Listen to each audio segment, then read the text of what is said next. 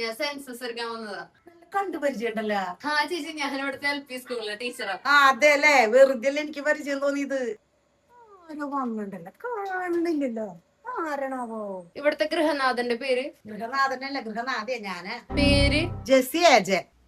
വാർഡും village ഒന്ന് പറയോ? Ward 17, Kottappadi village. അത് ശരി, സെൻസസ് ഇവളാർക്ക് എന്താ പറയണ നോക്കട്ടെ. ഇവിടെ 4 ചക്ര വാഹനം ഉണ്ടോ? ഉണ്ടോന്നാ? 4 കാറിന് കാർ ഷെഡി കിടന്നത്. ഇവൾക്ക് ഇവിടുന്ന് 4 കാറ്. നാള് മരിച്ചോടത്തേക്ക് പോയി ഞങ്ങളുടെ കാറ് മേടിച്ചിട്ടുള്ള അമ്പടി. 2 ചക്ര വാഹനങ്ങളോ? എനിക്ക് വരണുണ്ട്, പിന്നെ മോന് 2 മരുവൾക്ക് വരണുണ്ട്. അത്രേ ഉള്ളൂ. പിന്നെ ഇനിയിപ്പോ പുതിയ ബുക്ക് ചെയ്തിട്ടുണ്ട്. അവൾക്ക് ലൈസൻസ് പോലും ഇല്ല, എന്നിട്ട് തള്ളു നോക്ക് പെണ്ണൊരുത്തി. TV, fridge, AC?